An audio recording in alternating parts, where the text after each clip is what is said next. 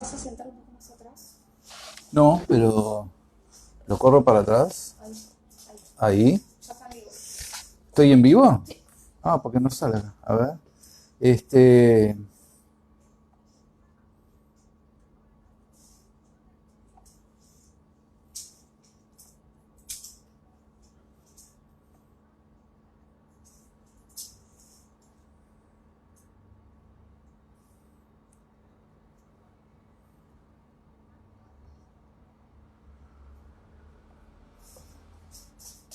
¿Está saliendo luz?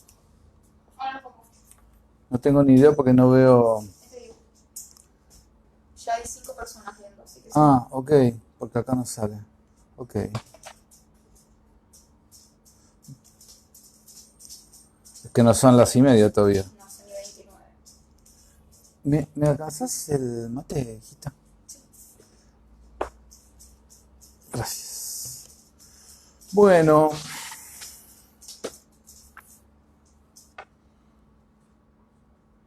Sí, estás ok. ¿estamos? Qué raro que nadie. Ahí está.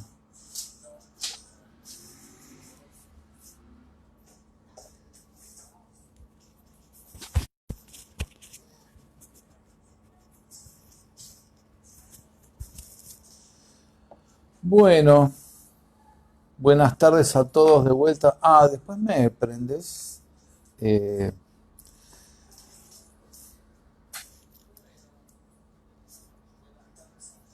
Siendo las 6:30 en punto otra vez de hoy jueves, me estoy acomodando la camisita.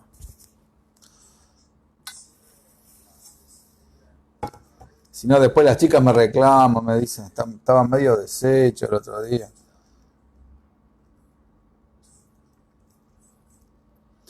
Bueno,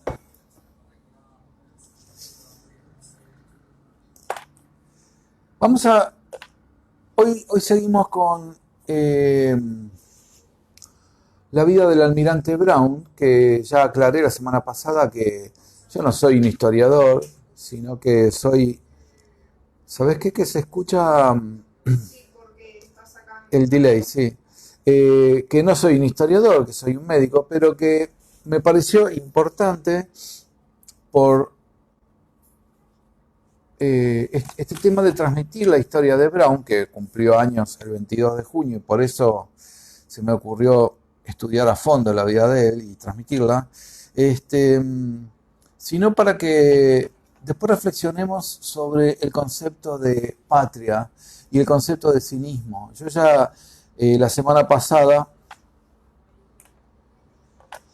expliqué que un cínico, no los filósofos, como un médico que después me bloqueó, se recontra enojó, que me dijo que los cínicos eran filósofos. La definición del diccionario de cínico es aquel que es un desvergonzado, que actúa, miente o actúa con desvergüenza.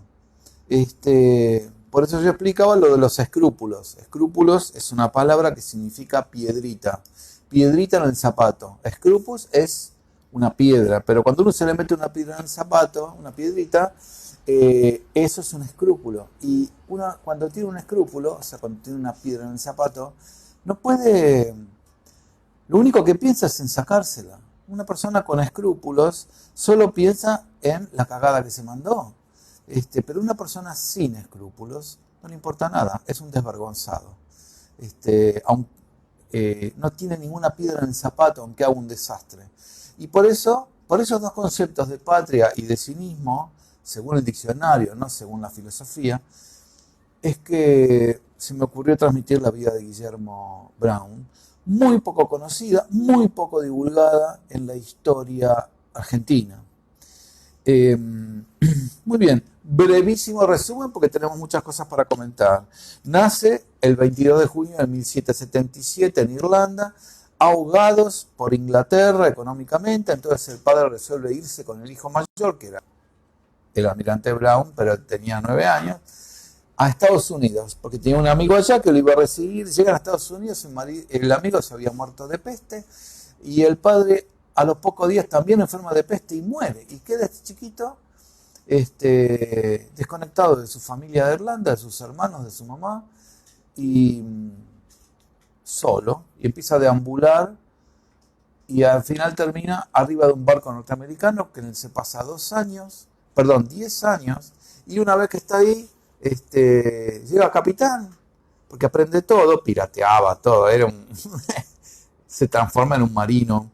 Y entonces, en un momento, un barco inglés los aborda, los toma como botín de levas, o sea, para venderlos como esclavos o lo que fuere, y ahí van, y de golpe un barco francés que estaba en guerra con Inglaterra, aborda el barco inglés, y los considera ingleses. Entonces los mete preso en la prisión de Metz, en Francia, de la cual se escapa, la meten en la prisión de Verdun, de la cual con un amigo inglés se vuelve a escapar, termina en Inglaterra y trabaja unos años para la Marina Mercante Inglesa, y ahí se conoce con Elizabeth Chitty, con la cual se va a casar y con la cual va a vivir toda su vida. 1809 se le ocurre venir al cono suramericano, va a Montevideo y empieza a ser marina mercante. Justo entra en 1810, en abril, llega a Buenos Aires y ve la fiebre de la Revolución, que sería de mayo.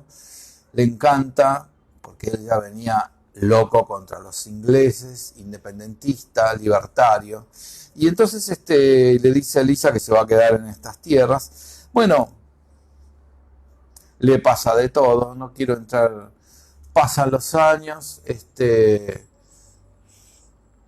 y el directorio de las Provincias Unidas de Río de la Plata lo nombra jefe de la Escuadra Nacional, y como jefe de la Escuadra Nacional, que la arma de la nada, funde los cañones, compra los barcos, bueno, de la nada hace un gran combate contra la escuadra inglesa, que en ese momento tenía su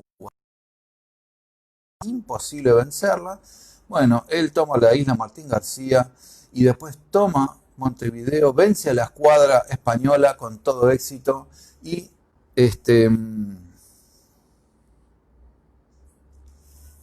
una vez hecho esto, lo que se les ocurre es, porque el plan de San Martín era entrar, acá estamos en 1815, entonces el plan de San Martín era pasar los Andes, entonces dice hay que hacer de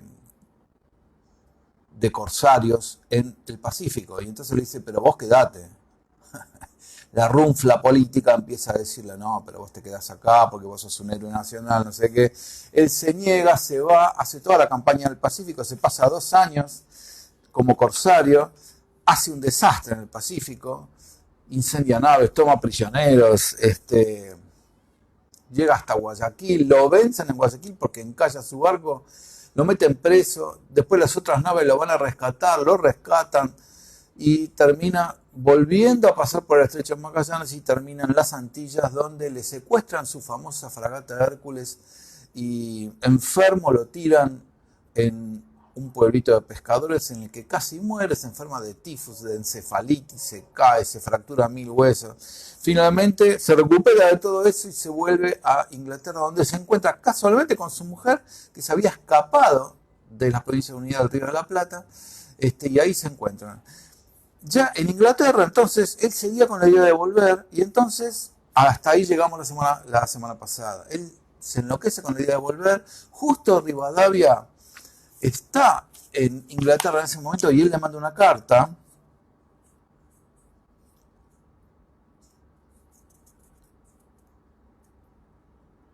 Él, como había desobedecido al director supremo de las Provincias Unidas, lo habían considerado un traidor, lo habían degradado, le habían quitado el sueldo, y estaba pendiente, lo querían juzgar, se había llevado su barco, que se lo había regalado el Estado. Bueno, Rivadavia le promete ayudarlo. Dice, si usted va,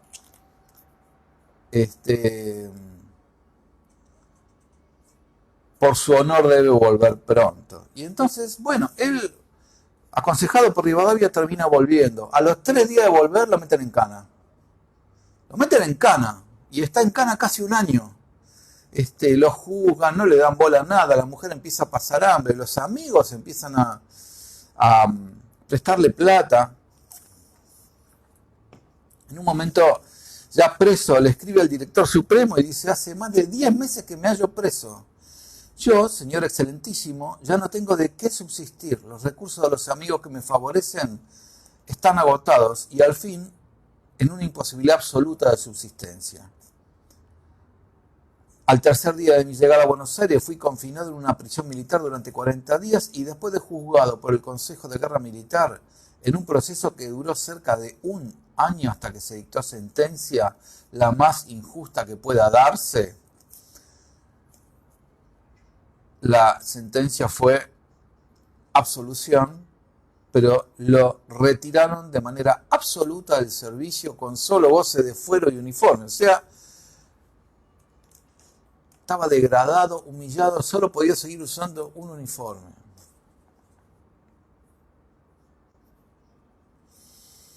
Bueno, él se refugia en su casa amarilla. Él vivía en una casona, en la zona de Barracas, que tenía 250 por 250 metros, con una casa que pintó de amarillo, de 3 pisos, que era la famosa casa amarilla. Después esa casa se vende, se hizo una réplica que está en La Boca, me parece, de la casa amarilla de Brown.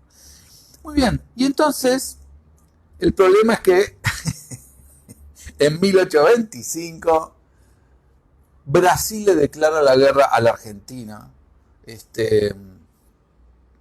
¿Por qué? Bueno, había todo un problema.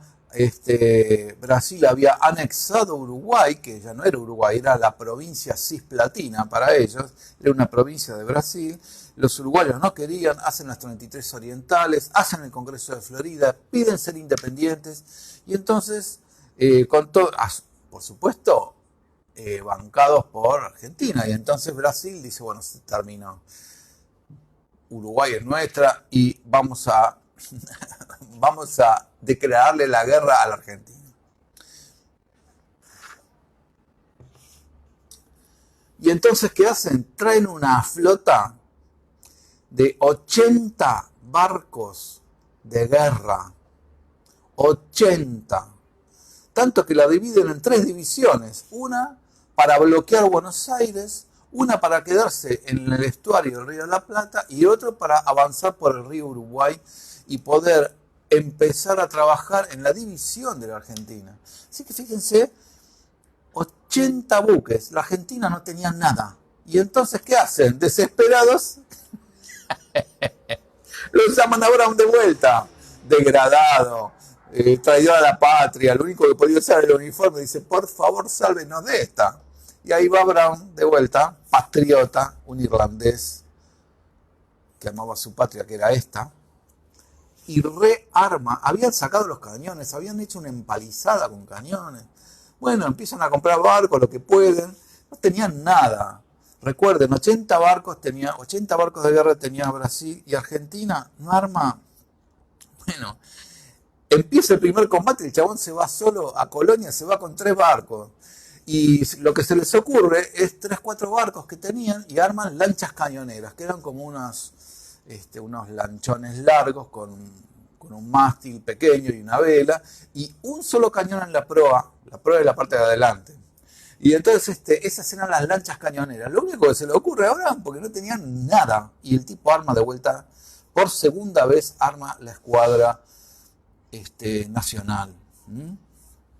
Se le ocurre ir a tomar Colonia, porque él era un pirata, y entonces el tipo tomaba barcos, se apoderaba de barcos, los abordaba y se los traía, los robaba. Se va a Colonia, empieza a vestir. La forma de Brown de combatir era atropellar. El tipo se mandaba solo, si era necesario, al cañonazo limpio, como punta de lanza en el medio de todos los barcos enemigos. Así funcionaba. En Colonia le pasa lo mismo, se queda solo porque los de atrás no le daba, no sé si no le daba el viento para llegar o porque se asustaban, porque el poderío brasilero era terrible, y se empieza a cañonear solo en el puerto de Colonia. Bueno, eso pasa ahí. Después trata de llegar se mete solo de noche para destruir el buque insignia, no lo reconocen, bueno, termina incendiando un barco, todo de noche, porque él era así, era medio... Y el 11 de junio del año 26, de 1826, se aparecen 31 barcos de la escuadra brasilera para plantar batalla a Buenos Aires. Y sale Brown con 4 buques y 7 lanchas cañoneras. Pero claro, todos los combates que vamos a seguir viendo tienen que ver en el río con el tema de los bancos de arena, los barcos que encallan. Bueno, Brown conocía los pozos de agua donde el tipo podía flotar. Y entonces se pone en el fondeadero de Buenos Aires, en los pozos, que es pasando hacia el norte, pasando la Recoleta, es acá nomás, Martínez, por ahí. Bueno, y vienen los 31 barcos. En ese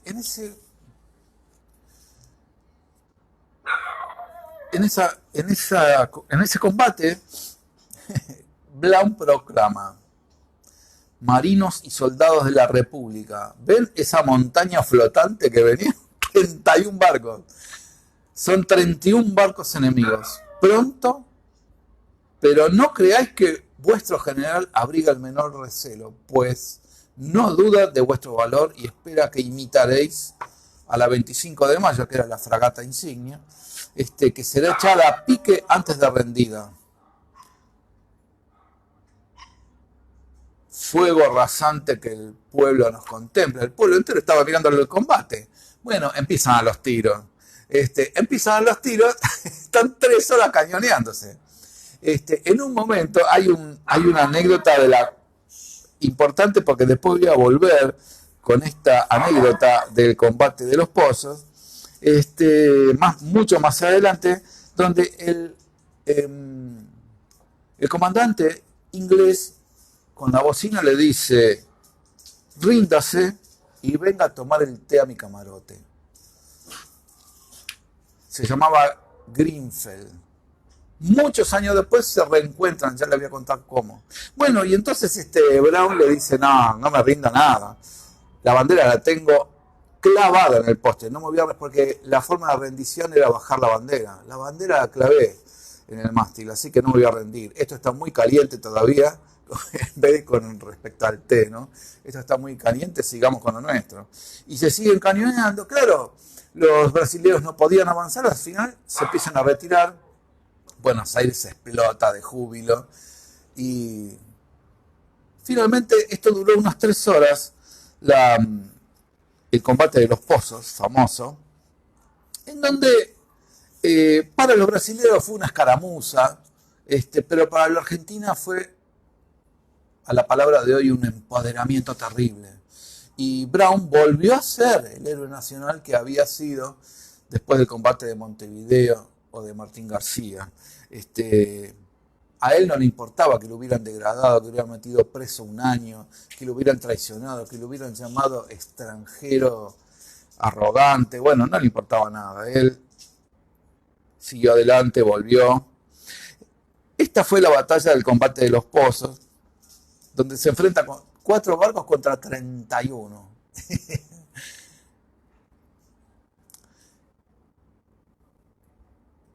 Otra vez los barcos empiezan, los barcos brasileros, ya esto fue el 30 de julio del 26, o sea, un mes después,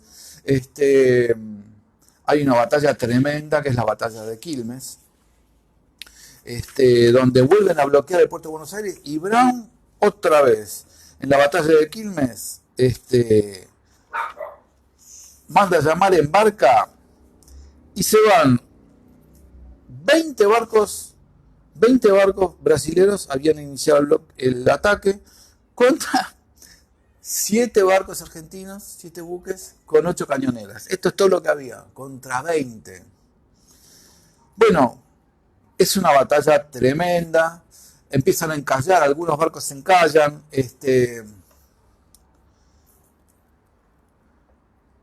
Él otra vez se manda solo contra toda la flota, se manda contra los 20 barcos, empieza a cañonear a todo el mundo. Hay barcos que se quedan atrás, que no los siguen. En un momento pega la vuelta porque ya no podían. Cambia, busca un barco que se había quedado, un barco argentino que no había avanzado, lo aborda, degrada al capitán, lo manda preso, y entonces le dice, acá solamente, usted es un cobarde, le dice, acá hay solamente 3 valientes, Brown, Rosales y Espora.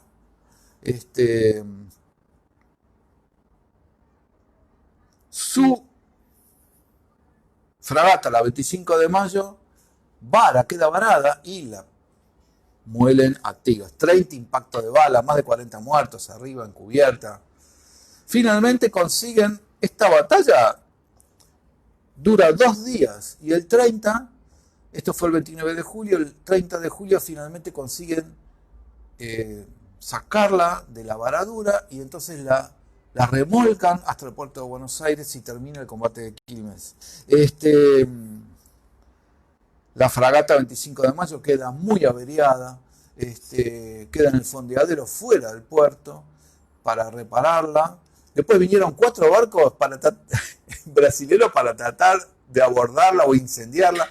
Combaten contra los 4 barcos brasileños, pero después choca otro barco contra la fragata y quedan, no sé cómo se llama en la marina, pero quedan enganchados uno con otro. Y finalmente un temporal termina haciendo naufragar las 2 naves.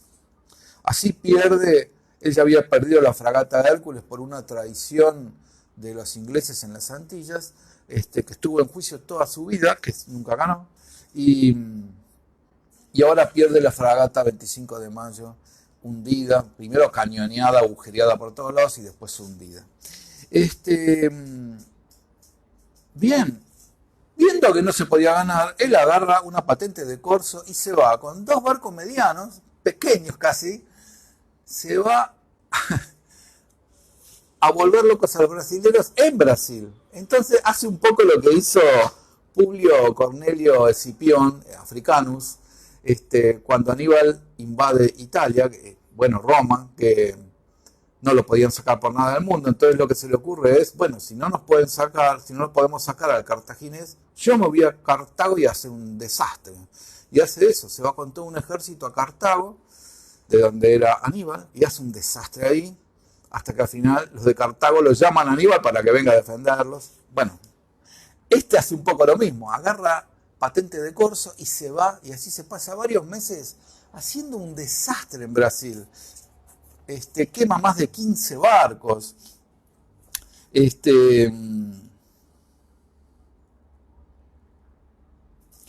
Cuando esperen, que quiero ver si hay porque hay un... Bueno, después de la batalla de Carmen de Patagones, que no es marítima, es de tierra, hay un diario que dice, aunque no somos insensibles a la impresión que se puede hacer sobre el frente terrestre del Brasil, ni lo consideramos invulnerable en este punto, nos parece que eso es lo mismo que cortar en carne sana, mientras que los efectos producidos por los corsarios, que eran 2 barcos, ellos pensaban que eran un montón, porque el tipo iba de noche, salía, navegaba, iba al norte, iba al sur, o sea que no sabían ni dónde estaban ni cómo, pero el chabón aparecía de la nada, hacía un desastre y volvía a desaparecer. Y entonces dice, los esfuerzos producidos por los corsarios, y especialmente por los de la Escuadra Nacional, hieren al imperio rápidamente. Afectan a la parte más delicada y tierna de la sensibilidad brasileña. No tenemos duda que la pérdida de la expedición naval a Carmen de Patagones ha hecho daño más efectivo al poder y planes del emperador que la derrota de sus ejércitos en Ituzaingó. El daño infligido es inmenso. Muchos de los corsarios, o ciertamente todos, han hecho viajes felices a la costa del Brasil y si la guerra continúa, el comercio de ese país será sacudido hasta sus fundamentos. Estaban aterrorizados con este loco que con 2 barcos sembró el terror en Brasil. Hasta los diarios publicaban en Londres este terror. Bueno, vuelve de ser corsario y en el año 27, en febrero, se mete con los barcos que tenía, que ahí era bastante parejo, por el río Uruguay.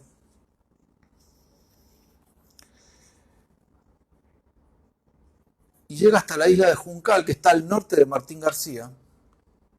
Y ahí se enfrenta en una cosa bastante pareja con la Armada, con el escuadrón. Acuérdense que eran 3 escuadrones. Uno bloqueaba Buenos Aires, uno estaba en el Río de la Plata y otro estaba en el Río Uruguay. Bueno, se va a combatir al Río Uruguay. Mientras tanto, fortifica la isla Martín García para evitar que le lleguen refuerzos desde el sur, con el segundo escuadrón, y va a atacar al tercer escuadrón, al del Río Uruguay. Parejo, 17 barcos contra 15 argentinos, 65 cañones contra 69 argentinos, más o menos 750 hombres de los dos lados. O sea que fue una guerra, ese combate fue parejo, pero ahí gana la estrategia y el profesionalismo de Brown y de los comandantes que iban con él. Ese combate duró 2 días enteros en el río Uruguay. Bueno, empiezan los barcos brasileros, encallan, los agarra la corriente, hay un temporal, se empiezan a descoordinar, a incoordinar entre ellos, y aprovecha Brown y hace un desastre. Hay tormenta, cambia el viento, bueno.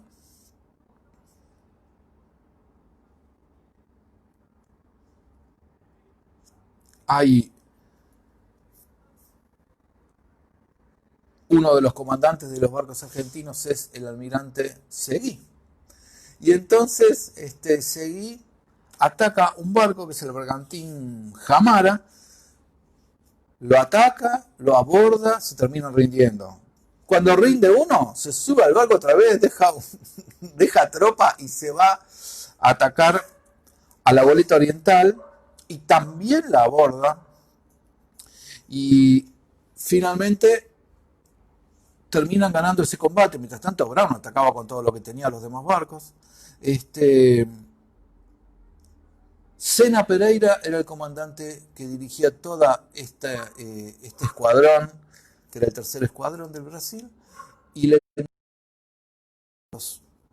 rituales es entregar el sable al vencedor. Entonces se saca el sable, se lo entrega, y Brown manda a llamar al almirante Seguí, que no sé si era almirante en ese momento, y le dice: este sable, que es el del comandante Sena Pereira, me lo acaba de entregar, pero este sable es para usted. Usted es el héroe del combate de Juncal. Resultado, de los 17 barcos brasileros, 12 fueron apresados, se los llevaron los argentinos, 3 incendiados y solo 2 pudieron escapar. O sea, un desastre. Se perdió todo el tercer escuadrón de los brasileros en la batalla de Juncal. Bueno, vuelven a puerto y entonces quedaban los barcos que bloqueaban Buenos Aires, vuelven a bloquear Buenos Aires, se va Brown solo con 4 buques, se va hacia el sur. Hay un combate que se llama Combate de Monte Santiago, terrible combate. Él estaba solo contra 16 buques de Brasil, 4 contra 16. Así fue todo el tiempo la guerra con el Brasil. 2 buques argentinos se encallan y entonces le dice él al 4.º buque, que todavía flotaba, le dice: volvete a Buenos Aires porque acá o nos matan a todos o no sé, yo me quedo acá y vos volvete a Buenos Aires, por lo menos un buque salvamos. Y se venían los 16, que después fueron 19, con apoyo de 3 más brasileros, a destrozarlo, porque encima un buque varado es tirar el blanco. Muy bien, había uno de los buques argentinos, estaba comandado por el comandante Drummond. Drummond era un escocés, 24 años, prometido de la hija mayor de Brown, Elisa. Drummond empieza a cañonearse con todo lo que tenía, no le importaba nada, le matan un montón de gente, el barco varado, se agota las municiones. Y cuando agota las municiones, que cada barco tenía más o menos, para que ustedes sepan, 3.000 balas de cañón cada barco, este empieza a pedir más municiones. Brown le dice, sacá todo lo que tengas de valor y entreguemos el barco, incendialo, pero vámonos de acá. El único barco a flote era el de Brown. Y le dice que no va a abandonar el barco. Y entonces se baja un bote, el único bote que le quedaba, se va al barco de Brown, sube y le dice, deme más municiones. Y Brown lo lleva y le dice, no tengo más, me queda, no sé, por decirlo 4, no tengo ni idea cuánto quedaba. Este loco de Seguí, que ya había perdido, de Drummond, que ya había perdido una oreja por una astilla de un tiro, se baja al bote otra vez y se va al otro, el otro que estaba varado para buscar municiones. Y cuando está subiendo al barco, una bala de cañón le vuela el fémur, le vuela la pierna, con una hemorragia masiva arterial, duró 3 horas. Pancho le decían, tanto que el mismo Brown aborda la nave para despedirlo y para que muera en sus brazos. Bueno, una cosa horrible. Finalmente muere Drummond en los brazos de Brown. Se van todos, abandonan esos 2 barcos, se van todos al barco de Brown, los que están vivos o heridos, y Brown flotando se los lleva, que llega como a las 2 de la mañana al puerto de Buenos Aires. Anuncia con un cañonazo que trae un muerto. La gente pensaba que el muerto era Brown.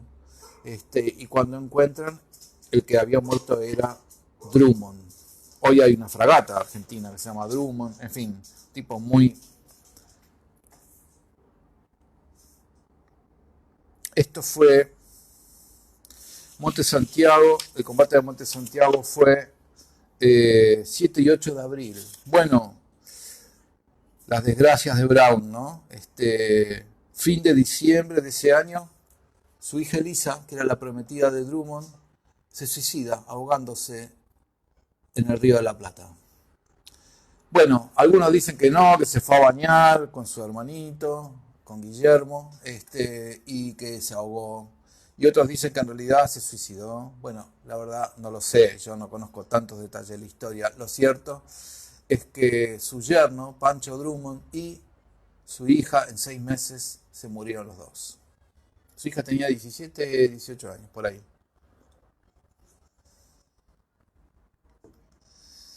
Finalmente, en agosto del 28 se termina la guerra con el Brasil y en octubre de ese mismo año a Brown lo nombran brigadier general. El ministro Balcarce lo nombra brigadier general, que era el escalafón más alto de las Fuerzas Armadas de la Argentina, brigadier general. Bueno, empiezan las cosas políticas. En ese momento estaba de gobernador Juan Lavalle, que vence, que era... Juan Lavalle era unitario, vence a Dorrego y los políticos de Buenos Aires le empiezan a mandar, lo taladran a cartas diciéndole que había que cortarle la cabeza a Dorrego, que había que matarlo. Bueno, Juan Lavalle, una de las mejores espadas, uno de los mejores sables de la Revolución Argentina, era un extraordinario militar, pero no era un buen político, no soporta la presión y una madrugada en Navarro lo fusila a Dorrego. Eso marca el inicio de una guerra sangrienta que dura años. Muy bien. Es gobernador de la provincia de Buenos Aires y como iba a ir a guerrear contra los federales en el interior, le dice a Brown, usted tiene que quedarse como gobernador, ¿cómo era? Delegado. Brown no quiere, y sin embargo dice no, porque la gente lo quiere, porque no sé qué. Los políticos lo llamaban el viejo, pero dice la gente lo quiere al viejo. Así lo trataban, ¿entienden? Cuando hoy hablaba de sí mismo, el viejo. Bueno,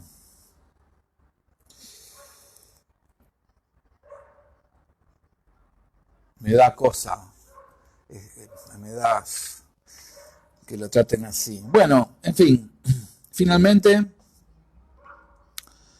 en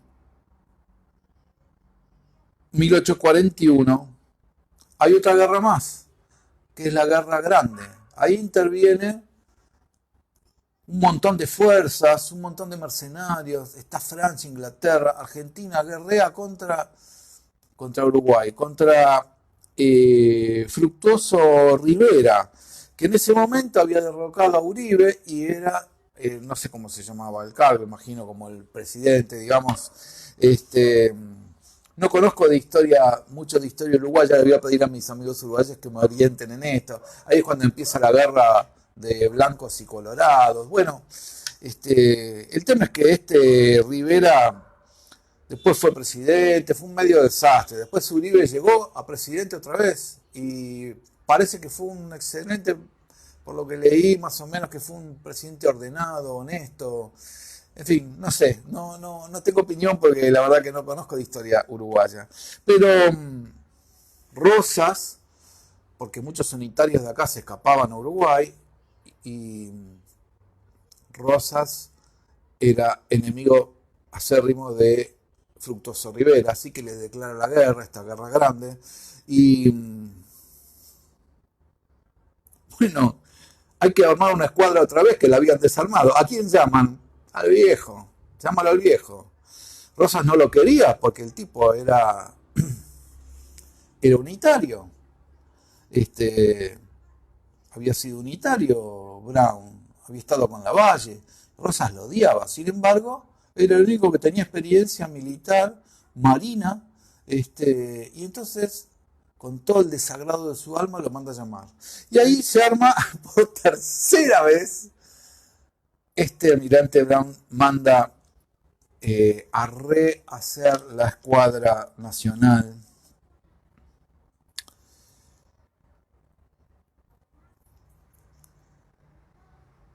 Ya era un desastre, los mástiles de los barcos estaban pintados de colorado, todos tenían que usar la divisa punzó, bueno, una cosa horrible.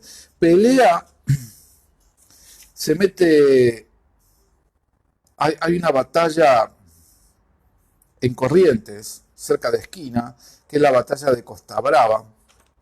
Esto fue entre el 15 y el 16 de agosto de 1842. Que pelea contra Garibaldi. Y ahí lo destroza. Bueno, una cosa horrible, todo el río tenía bajante, pero Brown manda a mandar a la gente a tierra y desde tierra con cabos empujar, ir tirando los barcos hacia adelante hasta que lo alcanza Garibaldi. Garibaldi era otro loco, héroe de dos continentes porque después se vuelve a Italia, qué sé yo, bueno, pelean finalmente, para hacerla un poco más sintética porque estamos cerrando, termina destrozando a los buques de Garibaldi. Garibaldi se escapa, los lugartenientes de Brown quieren perseguirlo y Brown le dice, no, déjenlo, ese gringo es un valiente, déjenlo ir. Bien, y así Brown desafiando a Rosas todo el tiempo, porque el tipo era un militar y no le importaba nada el tema de los unitarios y los federales, menos de Rosas. Y entonces, bueno, por ejemplo, cuando muere Martín Rodríguez el 5 de marzo de 1845, él le rinde homenaje y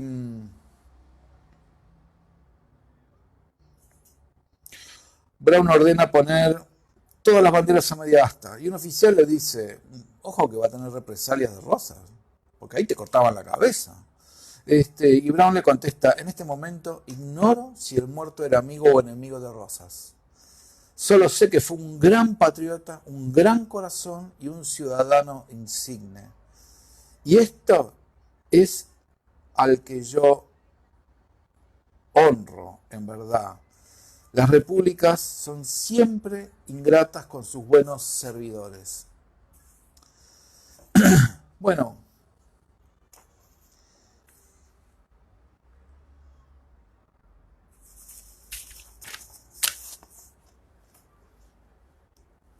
Finalmente, Brown entrega a la escuadra, sufre un par de derrotas, entrega a la escuadra, lo reemplazan, bueno, y Brown decide ir casi, ya tenía 70 años, y se va a hacer un viaje a Irlanda para ver a su familia. Tarda 2 años, va a Irlanda, está con sus hermanos. Cuando regresa, pasa por Montevideo. En Montevideo lo recibe todo el mundo cuando se enteran que está Brown.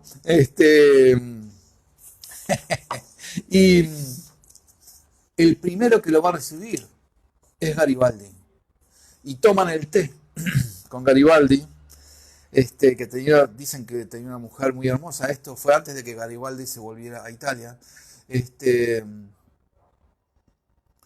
Y ahí Brown le dice a la mujer, dice, la verdad, peleé muchas veces contra su marido, y muchas veces lo quise matar, lo quise meter preso, pero también quería ser su amigo, porque es un hombre, es un valiente. Así que fíjense cómo se trataban estos señores que eran enemigos acérrimos y sin embargo se respetaban en lo más profundo de su ser. Bien, ya viejo, 1852, muere Carlos María de Alvear, lo traen desde afuera. Ahí está. Espera.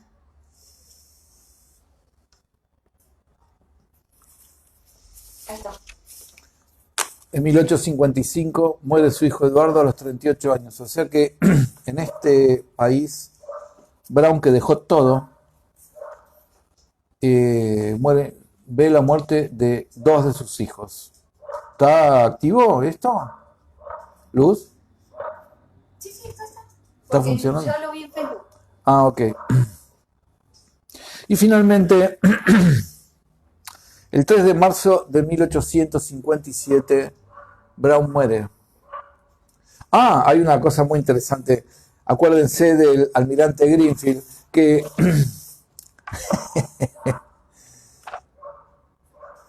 en un momento él estaba en Casa Amarilla, Brown, ya de viejo, y de golpe para un carruaje y se baja un militar todo enfundado en su traje de gala, sin un brazo. Era el almirante Greenfield, que había sido herido en el combate de los Pozos. Pierde un brazo. Y entonces viene Greenfield a visitarlo y toman el té. Y entonces Brown le dice, vamos a beber el té que usted me invitó en pleno combate, le dice a Greenfield. Y Greenfield durante la tarde le dice, si usted hubiera aceptado las propuestas del emperador Don Pedro del Brasil, ¿no? ¿Cuán distinta sería su suerte? Porque en verdad las repúblicas son siempre ingratas con sus servidores. Y Brown le contesta, mi querido Greenfield, no me pesa haber sido útil a la patria de mis hijos. Finalmente muere. Y cuando muere, le organizan, bueno, un sepelio importante. Y hay un discurso. Y entonces él dice, en el discurso dicen, Brown en la vida, de pie sobre la popa de su bajel, valía para nosotros una flota. Brown el equivalente a una flota. Brown en el sepulcro simboliza con su nombre toda nuestra historia naval. Él con solo su genio, con su audacia, con su inteligencia guerrera, con su infatigable perseverancia nos ha legado la más brillante historia naval de la América del Sur. Después de las 2 grandes guerras nacionales, su existencia había sido la consagración a la religión sublime del deber, la fidelidad a la vieja bandera de su patria adoptiva, el culto del honor militar y la práctica de las virtudes públicas y privadas que realzaban la magnitud de sus hazañas y la altura moral del héroe republicano.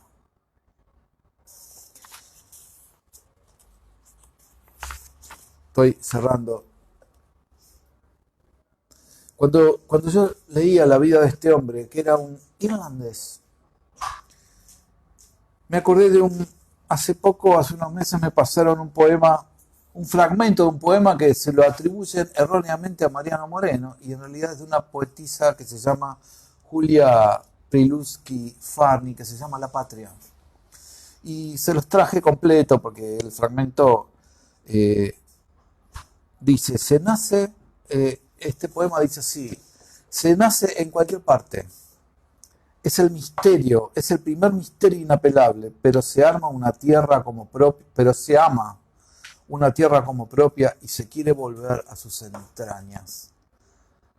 Allí donde partir es imposible, donde permanecer es necesario, donde el barro es más fuerte que el deseo de seguir caminando, donde las manos caen bruscamente y estar arrodillado es el descanso, donde se mira el cielo con soberbia desesperada y áspera, donde nunca se está del todo solo, donde cualquier umbral es la morada, donde se quiere arar y dar un hijo y se quiere morir, está la patria. Brown amó esta patria y fue un patriota. Los cínicos gobernaron. Brown dio todo por ella. Para terminar, menos de un año después, la viuda tuvo que vender todo lo que tenía. Vendió hasta el catalejo de Brown. Vendió hasta los anteojos de Brown. Esta es la vergüenza argentina, que no reconocemos el valor de nuestros grandes hombres y después los tiramos a un costado, el viejo Brown. Hasta la semana que viene. Que Dios, en cualquiera de sus formas y nombres, nos bendiga a todos. Gracias.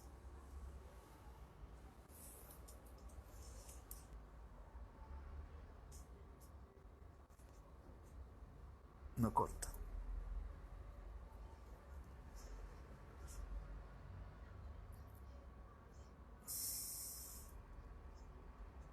¿A qué estoy saliendo?